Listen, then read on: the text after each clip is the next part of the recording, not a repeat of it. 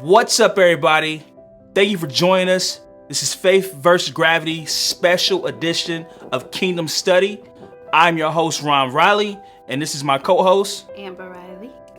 Now, the reason why this is a special edition is because it's one of the most important weekends for Christians universally, right? Mm-hmm. It's Easter weekend, and typically around this time, I personally would be like trying to call a barber so I can schedule haircuts for all 5 of the boys, including myself. And what would you be doing this weekend? Looking for outfits, dresses, trying to get the kids dressed and matched up. Yeah. Hair, nails. All those things. And typically like Easter baskets, the commercials are going on, not only for you to, get Easter eggs, all those things, but candy. Mm-hmm. But also if you're involved in the choir and stuff, there's mad rehearsals on. The pastors are preparing their message. We're expecting to see Pookie, Toby, Tyrone, right. All the cousins that we don't really see but on Easter. But it's cool. It's cool. But sadly enough, that's not happening. For the first time ever, churches will be empty on Easter Sunday. Mm-hmm. Like, that's, to me, and I'm sure that everybody else, this is history. Yeah. This is history when you think about it. But with that being said, this is the perfect opportunity for us to really think about the story of Easter and think about the life, death, and resurrection of Jesus Christ. Mm-hmm. I know me personally, growing up, it was going to the church, and my mom and dad was trying to get us dressed for church, and we would go. We would recite these poems. You may have breakfast. Yeah. But those things are what I remember, and I remember, after service, it's the food, it's the family. So this weekend is a weekend where like it literally brought everybody together, but not this weekend. What's some things you can think about? Well, geez, I'm a pastor's daughter, so this weekend, it was one of the busiest weekends ever. Yeah, and same things you said, preparing for, there have been crazy choir rehearsals.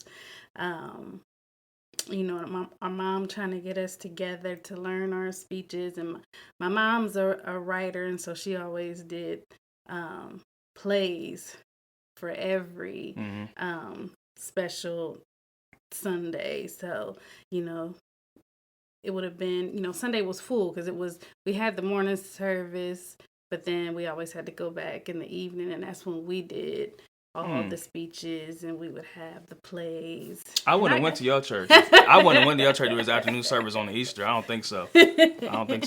But that's what's up. But let's talk about what is the meta-narrative leading up to Easter, leading up to this weekend. Like, a lot of times people like to read the middle of the story without understanding the beginning. Let's tackle the beginning. Let's talk about creation, right? That's where it all begins. I don't want to rush into it because I want to say, even, myself, I didn't realize. They would teach us that even, Christmas is about Jesus. Mm-hmm. It's about the birth of Jesus. Easter is about, him dying on the cross. Mm-hmm. And we sing all these cross songs. And of course, in 3 days, he rose again. But it wasn't until I became an adult that I realized that, yeah, those things are right, but there was a whole lot more behind all of that. Right. And I understand that. I want to say when I started my journey in theology, that's when I understood that, biblical interpretation and hermeneutics, it teaches you that you have to not only look at what's going on, but you have to look at the history, the historical factors, and the literature to understand what was going on, so you don't take things out of context. And all that together helps you understand theology. And when we look at the narrative of Christ, why did he come? His main objective, one of the things and one of the key verses that I always talk about is Matthew 6:33. Now, if anybody was going to say through this COVID-19, if they were going to say, listen, this is the perfect time when I want to study the Bible, I want to, get to know God better, I want to have this relationship, I would advise a person to start at the New Testament with Matthew's and then work themselves backwards to understanding. So Matthew's would be A, then go to B, which is creation.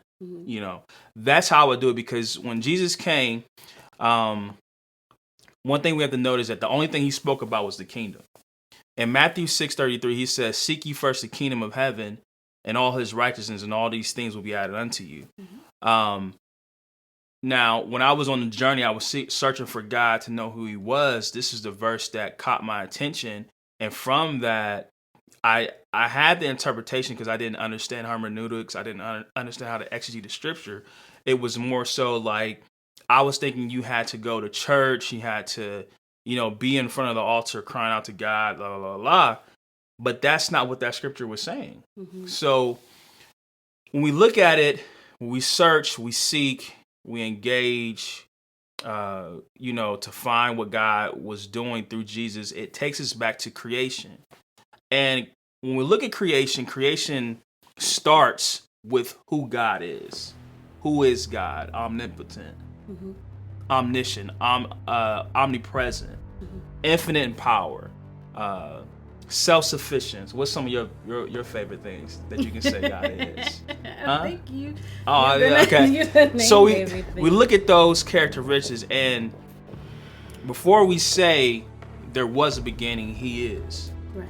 He existed in eternity, not predicated by time, in the celestial realm, if you will. If you will. And he decides to speak, and when he speaks, he creates all that we see right now, right? And what he does is he creates the earth, he creates the land, he creates the seas, he creates all these things, and then he pauses and says, let us make man in our own image. To me, that was one of the turning points that I said, okay, wow, he decided to create man. Why?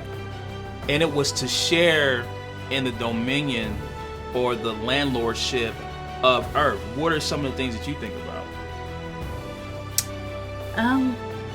There's a lot of things, just within creation, but and you talk of the theology and everything behind it, and I learn a lot of it, even just being your personal editor for school. But what I've come to realize and to break all of that down is just that there's this king of the universe, and he wanted to create a place for his children to dwell and to rule over. And then also a place where he could dwell with them. Yeah. And then just from that little bit of creation, that is basically what the whole Bible is about. Right. On the modern side of things, what I like about the story of what God did is, if we ever study modern day kingdoms, how they're set up, a king or a prince or a princess can never take over as king or queen unless the king dies. Right. And that is not the case with God. He can't die. He won't die. He's the beginning and the end. So when we look at that, we say, okay, I'm a king, or he's a king. And he said, well, since my kids can't rule in heaven with me, because I made heaven for me. So what I must do is I'm going to create this world, this earthly realm, and I'm going to give them dominion over it. Mm-hmm. Everything is going to be in their palm of their hands. They can have whatever they want. Do this, do that, do this. It's at your command. You can do whatever you want. But with this authority and this access came rules. Mm-hmm. This is a part of the righteousness. It comes with his laws and the Constitution. The only rule here he said was, don't eat from the tree of knowledge and good and evil, because when you do that, you're going to die. Mm-hmm. So we understand that as we get more into. Do you want to say something before I get to the? Because I'm about to start going now. I know. So when we get to chapter 3 of Genesis, we have the fall, right? Mm-hmm. And this is when the book of Adam and Eve talks about how she says, the serpent beguiled me, or she says that, or they have these different meanings of it. Mm-hmm. But pretty much Adam and Eve, they eat the apple. Mm-hmm. All right. And once they do this is the number one act that caused everything to go into chaos. They no longer had access to the garden. They were cursed. All these things happened, but there was one important thing that started Easter in the garden, which was Genesis 3:15. And he talks about him putting enmity between her seed and his seed, and how he would bruise his head and he would, bruise his heel. And we look at that, and theology teaches that this is the first gospel. Mm-hmm. Wow. So even in the midst of them losing all this stuff, there's a gospel God gives, and it's called in Greek. No, in Hebrew, it's the proto-evangelium. That's deep, right? and that means that's a big word. Yes, and that means the first gospel. So moving on, we have this access and this authority and dominion over the earth that was taken. So that's one thing that Jesus wanted us to notice. That, we were king's kids. Mm-hmm. All right. And because of sin, we lost that. So the narrative of the Bible. Not only did we lose it, mm-hmm. we handed it over. Yes, the devil usurped the throne. Like, we gave him all access. Mm-hmm. Man had authority over the earth. Mm-hmm. He sinned. Well, in essence, what happened is that God gave a word. Mm-hmm. And he gave that word to Adam. And when Eve bought into what the serpent was telling her, she, in essence, then elevated the serpent's word. Oh, man, that's deep. Over God. Over what God had said. And in doing that, and then also, and I think it's argued that, had Adam not ate, of the fruit, that, things may have been different. I don't know which way it would have been different. But that's what happened. And even, you see that now where the devil is very predictable. Yeah.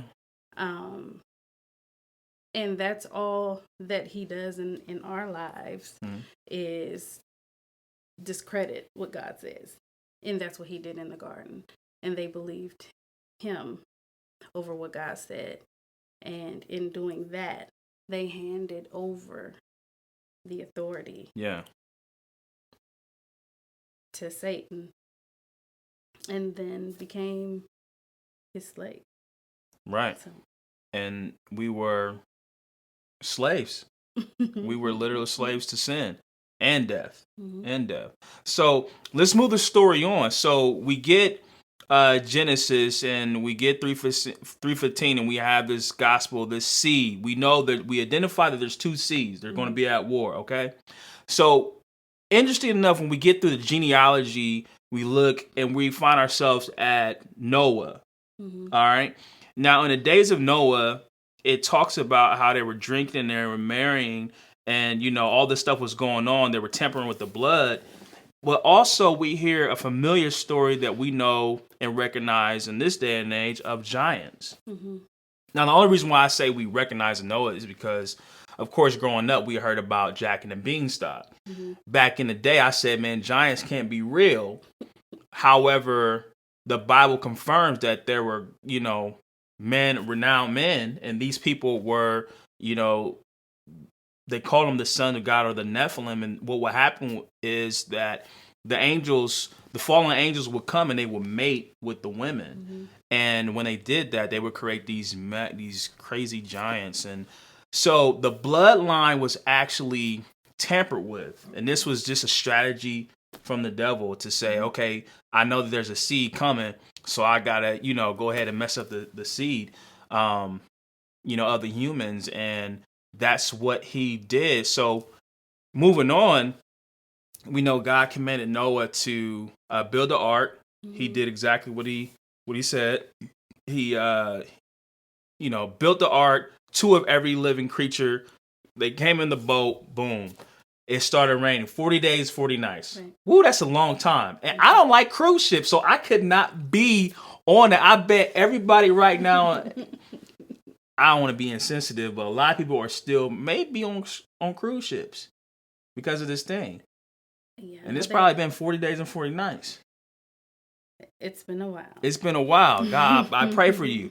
But so then we have so God destroyed the earth with water, right?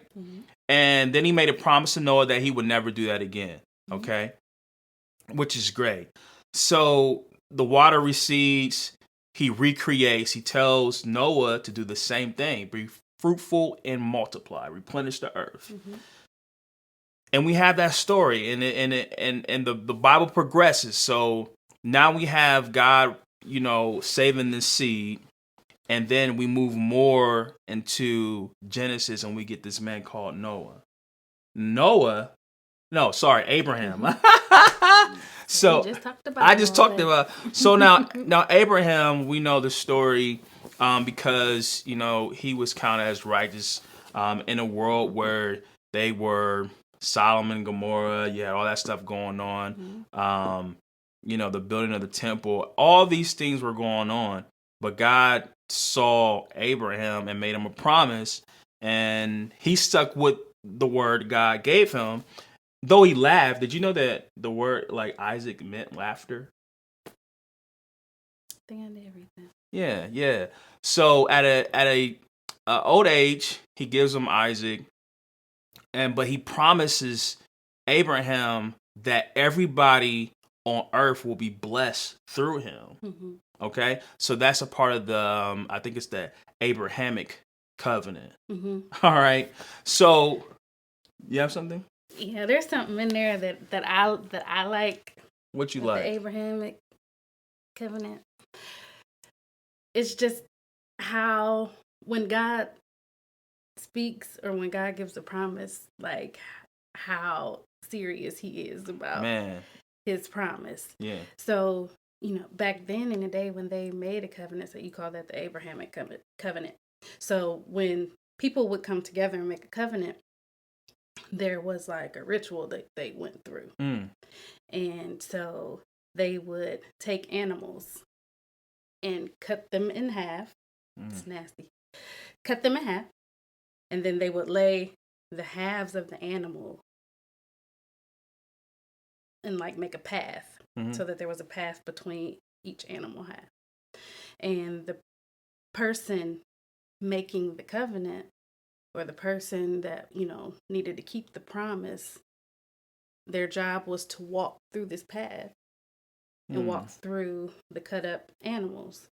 And what that did was represent that if I break my promise to you, may what was done with these animals be done to me. That's good theology right there. You've been studying? I've been studying. All right. Amen. Shake ya. So when God made the covenant with Abraham, God told Abraham to get these animals, and if we have the scripture, we'll show you, he gave him specific animals to get and cut them in half. Wow. And make a path, and set it up like they did back in the covenant days. And Abraham had fell asleep, but God himself showed up like a flame and came through the path. Wow. That's deep. That is. Yeah, he's serious about his covenants. He's serious. He doesn't play. And he's serious about what he said about you. That's how serious he is. Yeah. And I figured as much. Oh! Hey, get your phone. That's my phone. Hey. All right. I think Siri done got the Holy Ghost. Let me turn Siri off.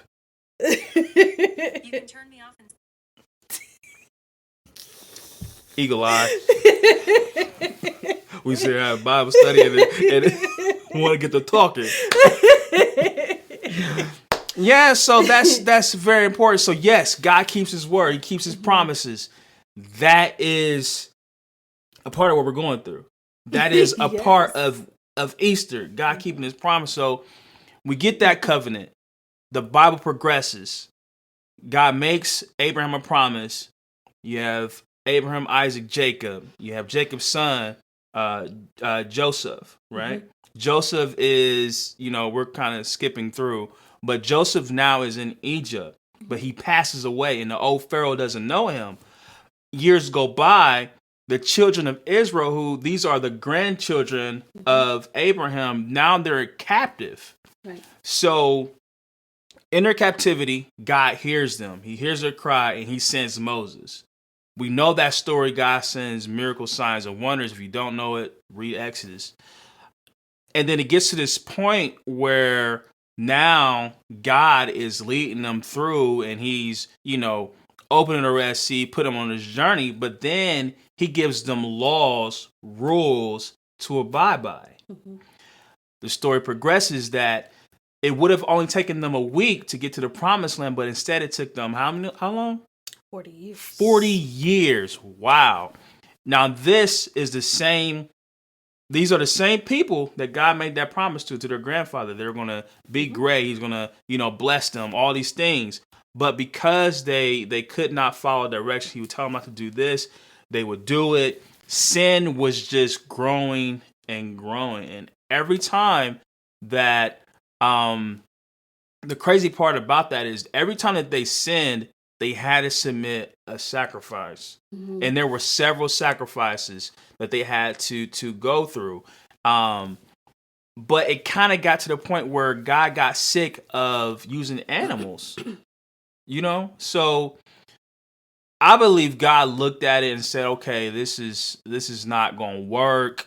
I can't keep killing all this livestock for these people. These lambs ain't did nothing, but it all plays a major key on how we're getting this major sacrifice to happen this weekend. So as the story progresses, we have the rise of the judges, and these are people who help to direct the people, but as we know, some of them didn't do right either. Most of them didn't do right.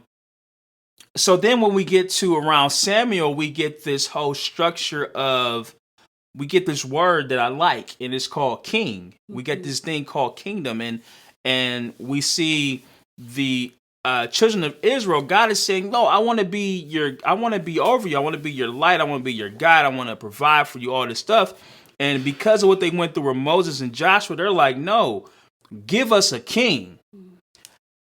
I read that now and I say they had no idea that they were actually playing into God's hand, because that was his plan. So we have Solomon. He comes. Saul. Saul comes, and he doesn't do right. But God anoints David. And the amazing thing about David that we have to remember, and we're going to pause and we're going to go back to creation. And this is why. So remember I said in Genesis 3:15 that there was identified a seed.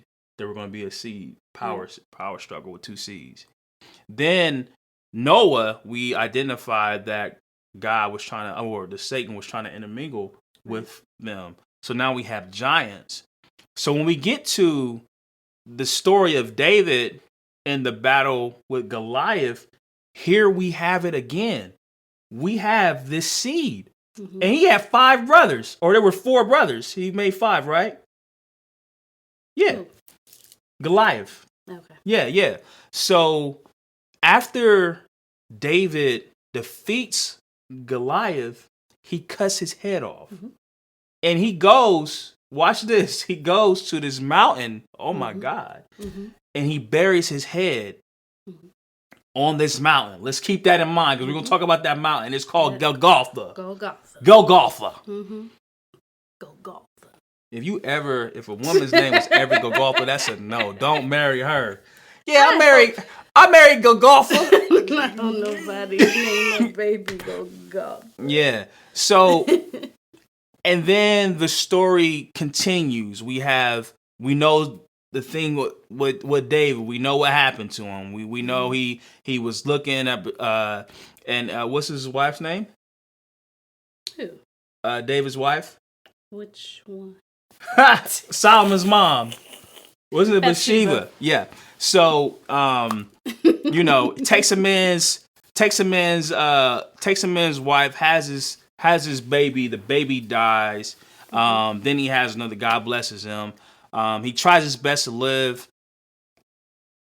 righteous in God's sight, holy.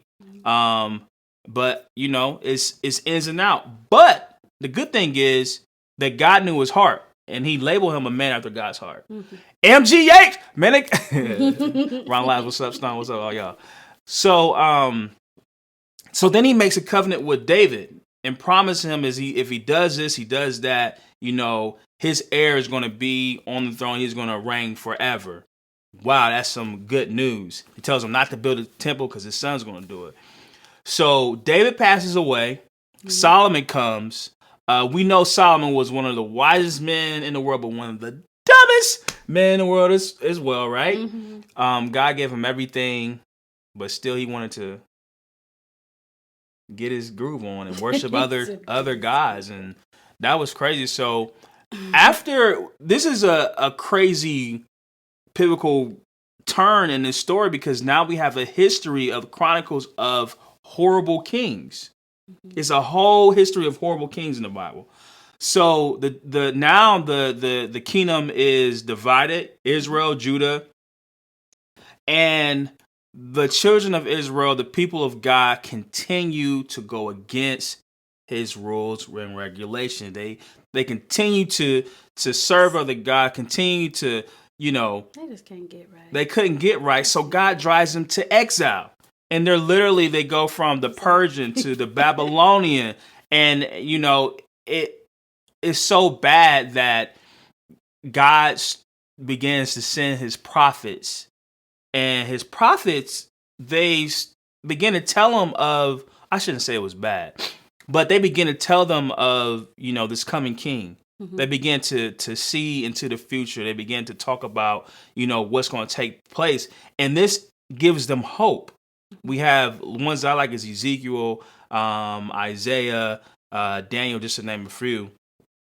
And they start delivering this message, and the children, they get inspired, and towards the end of their exile, they're allowed back into Jerusalem or the Holy Land. Mm-hmm. However, the land is occupied by foreign power. Mm-hmm. So they are still in oppressed situation. They still don't have their freedom as they want to. And while they began to rebuild the temple, God's presence wasn't there. Mm-hmm. I mean, I don't know if I would ever want to be in a situation where God's presence is not there. I mean, I don't want to be anywhere and his presence is not there. And that's what they were going.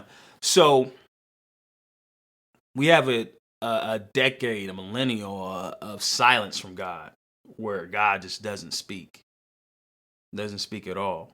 But then all of a sudden, we have this man named John, and he's bringing this message like, boom, repent. Mm-hmm. The king is coming. The king is coming. The king is coming. And we know that gets us to, where God is, he decides to give his son. He sends his son as a second Adam to make things right. And that is where we can start to recognize the historical facts that bring us to this weekend, mm-hmm. right?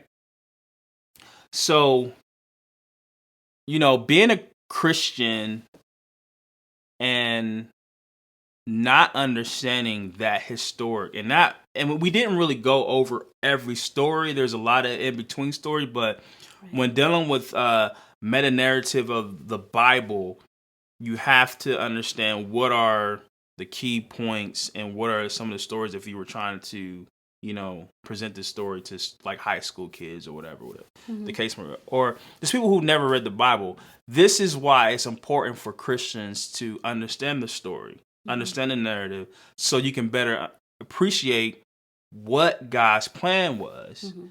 Mm-hmm. I like to, piggyback off of Miles Monroe a lot. Miles Monroe uses Proverbs 19 and 20, where it says, many are the plans of a man's heart, but it's the purpose of the Lord that will stand. And a lot of us, we attempt to live life without knowing God's purpose. Mm-hmm. We attempt to understand and read his text without understanding the purpose behind it. And a lot of people struggle reading the Bible because they don't understand the original purpose, the intent of who God is and what his purpose was and what all of this is about.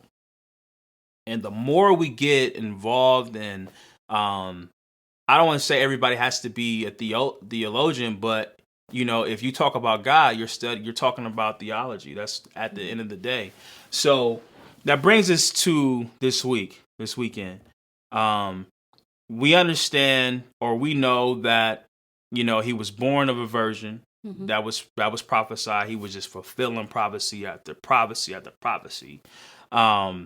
I mean, and there were reasons for like these prophecies, and there were reasons why mm-hmm. he did it the way that he did it. Right, and even from the part of this is what people need to understand. Like, people look at Jesus and say he wasn't human. But when you do that, you take away mm-hmm. his humanity. Mm-hmm. And what we encountered when we deal with Christ is we're dealing with him at different levels because he actually went through temptations. Mm-hmm. I mean, God, in essence, was, when you look at it, he was recreating what he did at the beginning. Mm-hmm. And he didn't have to, recreate the world. But as far as, and like you have just said, like Jesus was the second Adam. Mm-hmm. And so, yeah, he had to be born of a human so that he would have that human part. Right. So that he could go through and feel everything that we would feel. And he would conquer that. Yeah, I mean, I'm thankful. So that we know it can be done. Yeah. I mean, just to think, like, he was sent out or led in the wilderness by the Spirit to be tempted by the devil. So that's like us being tempted by the devil. Like, he went through that same thing to be tempted. He went through being hungry, starving, the mental breakdowns. Like, just imagine that desert place. I mean, he's there, he's experiencing that, and everything that he was tempted with is what he already had. That's the crazy part. He said, these stones, make them bread. I am the bread of life. I'm the word. I'm the living word. Then it's like, all right, I'm gonna show you this kingdom.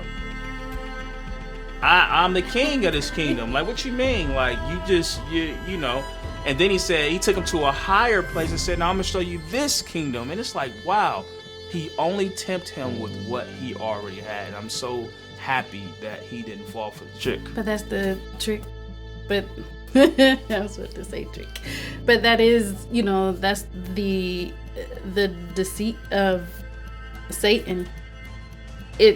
We all have a mindset about ourselves, and people don't realize that you are already the solution to every problem that you have. God has given us all everything that we need, and Satan makes you think like you don't have it. Makes you think, that you're not capable, that you don't have everything that you need, and even if there is something that is impossible, we still have God. We still got him. Yeah. Who, magnifies and is perfect in everything that is impossible. And that is, again, Satan is so predictable, and that is what he does. And just as Jesus did, like, we have to have the mindset that, no, I already have everything I need. Right. And that, needs are important. Even now, like, even dealing with this stuff, man, we have been so stacked with just, I'm talking about groceries, having food, shelter, clothing, water. I mean, it's been, regardless of what's going on, God has taken care of us. Like, how much gas money we done saved? Like, we done saved gas money, man. Like, woo! That's enough to be, so God is still providing. And it's amazing that if we think about just those things that the devil tempts us with, and those things that he uses to, as a distraction, God tells us, and this is another part. So now we're right back at Matthew 6:33, but we're looking at before that. In this same chapter, he gives us the Lord's Prayer. He tells us what to pray. He says all these things, and then he says, like, your kingdom come, your will be done. And he says a lot of other things, but looking at Jesus' message, when I first heard this message, it was just like, you're trying to tell me that he never preached about miracles, signs, and wonders. He never preached about being born again. That was just a conversation he had with Nicodemus. He never preached about any of these things, but the only thing he was focused on was getting us to understand the kingdom of heaven. If we would just understand that the kingdom of heaven is connected to our mental health, our health in general, if we can get out this whole slave mentality and stop acting like we're not citizens, man, like, Jesus wanted us to understand our authority and the kingdom because it unlocks so many other things. Say, for instance, being a king's kid,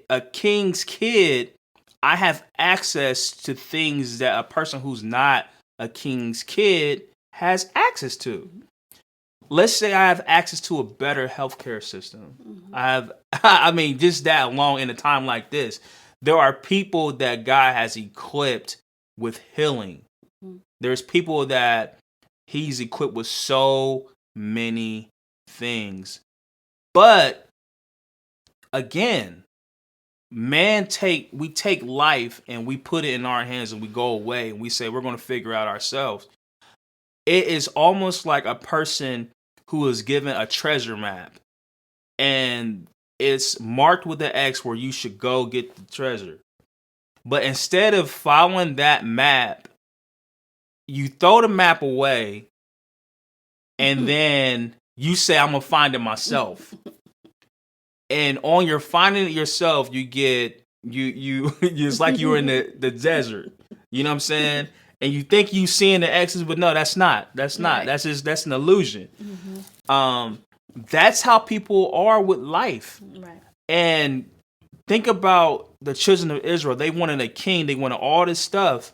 And they heard the prophets. They heard the prophets say, how this king was going to come. But when Jesus came, they didn't recognize how he was coming. They didn't understand why he came this way. And it was because, like, think about it. If I knew a king was coming, I'm expecting the stallion. I'm expecting all the white horses. I'm expecting the army. I'm expecting it to be war. And I'm expecting him to destroy all these people. And, I feel sorry for the scribes and Pharisees because that was their understanding. Mm-hmm. They thought Jesus was going to, or this Messiah was going to come and he was going to destroy all this stuff. But while they were right, it just wasn't that time. They were thinking about the revelation Jesus, but not the, this lowly Jesus. They expect that. So that was the most homely Jesus. It was like so it's like he does all this stuff, and it's almost like we were in a therapy class with Jesus. He's telling us like, no, actually, it'd be harder for a rich man to get in heaven. And his theology was just, it was like, oh no, blessed are the poor in spirit, for there's a kingdom of heaven. Like, no, I don't come to destroy any of these laws, but you need to love God, and then you need to love your neighbor. Just doing those are the most important. So his theology, it was different from what the scribes and Pharisees knew. I mean, think about it. They studied the Torah. That's all they knew was the canon. But here God is, and he's telling them, no, this is what I need you to do. This is what you need to do first. You need to seek this kingdom first, because this is going to be how you get your life together, how you get your thoughts together, how you get your mind, everything, your life, everything back where it's supposed to be. And that was the drive. Mm-hmm. So now we have Jesus. He's bringing this message of the kingdom back. He's teaching his disciples all these intimate things about the kingdom. He's showing them. He's verifying. He's casting demons out. He's showing that he has power over these things, which brings you back to the authority that Adam had in Genesis, to be able to speak to the weather, to be able to speak to all these things, and they would obey. These same things God says through faith, we will be able to do. So here we are, Easter. Mm-hmm. This is the point where the sacrifices that we talked about in Exodus, all the sacrifices that had the covenants, this is what it comes down to. He's beat. Man, if you haven't seen Passion of the Christ, that's the best movie to watch, to really get in-depth feel of There's what no sugarcoating in that at all. None. So he endured this, all the stripe, all the lashes that he did, the ridicule. Everybody who was with him turned their back on him. So many people that were with him. It was amazing. I was reading, and I didn't know that he not only had the 12 disciples, but he had 70. He actually had around 70 disciples, and they all turned except the 11. That was crazy. That's in the Bible. But so he's been taken to all these places, and he's having these conversations, and they're asking him, is he a king? And he doesn't speak to any of these people until he gets with Pilate. because now it's kingdom talking to kingdom. You know what I'm saying? That's important. It's kingdom talking to kingdom. And he tells them, like, yo, my kingdom ain't from this world, because if it was, my army will come and they will be fighting for me. And he makes the reference to the legions, and Pilate understands his language. He's like, oh man, like, nah, this dude's really a king. Like, I can tell that. Are y'all sure y'all want to crucify this dude? And that was their decision. Again, they chose to crucify Jesus. And even though, again, it's like no matter what the devil's plan was, it always worked out for our good. It worked out because that was the narrative. There had to be the sacrifice, the covenant. He had to be split, his arms stretched. He went through all that stuff. So he's carrying this cross, and he's carrying it through the cities, up the hills, to the mountain. And here we get, this is too, when you think about it, before you get all the way to the hill, you were explaining to me one time in your studies how when the priest had to get the lamb to take it to sacrifice, but everybody had to touch that lamb. Yes. There's the Old Testament, and it would be the transfer of the sin. So by the time the lamb got into the temple to be sacrificed, he was carrying the sins everything of everyone. That was what it symbolized. And when you think about Jesus's journey, everybody touched him. Everybody touching them, whether they were hitting them or kicking them. Spitting it's the same symbolism all the way. And it said, it was this book I was reading, it was like when the priest would touch the lamb, everything, every sin would be transferred to that lamb. And the priest was God. You know what I'm saying? Like, he touched and said, man, that's deep. I got chills right there. Like, he touched him, and it was just like, he's like, why have you forsaken me? And it's at that point, it's the transference. Like, you have every disease, every sickness, even the COVID. Everything is on God. He touches Jesus. Jesus is separated, like, man, where are you? You're like, this is a dark moment. But the amazing part is that even in that, prophecy was fulfilled. Because the very mountain, we talked about this earlier, the very mountain was the skull of Goliath. So wow. It was the same hill. So when you read about it, David went to bury the head of Goliath in this hill of Golgotha. Jesus carried this cross to Calvary. I'm not sure where the switch happened, but Golgotha and Calvary have the same exact meaning. Yeah. Calvary is the hill of Golgotha. And it's like, you gotta look at the picture that's painted. Yeah, it's actual, you can see the eyes, the whole structure of a giant skull. And then when you think about Genesis 3:15, her seed is gonna crush your head. So there's this heel that has the head of Satan's seed in it. And Jesus is nailed to this cross and right to the earth, jammed down into this head. And of course, as he is being jammed down, he's literally crushing the head of the skull, but his feet are nailed. Yes, that's deep. And his heels are bruised in that feet. Right. So the story progresses, and Jesus dies. He dies, and it's confirmed. They, take him off the cross, wrap his body up, take him to the tomb, and they shut it. But then the glory part comes. 3 days later, as he prophesied, he rose from the grave with all power in his hand. And that is where we'll end tonight, with the good news that Jesus is alive. He's not dead. He rose again. He did all of this for us. Even in a world where we have economic uncertainty, a government system that we just can't trust. We don't know how long this pandemic is going to be.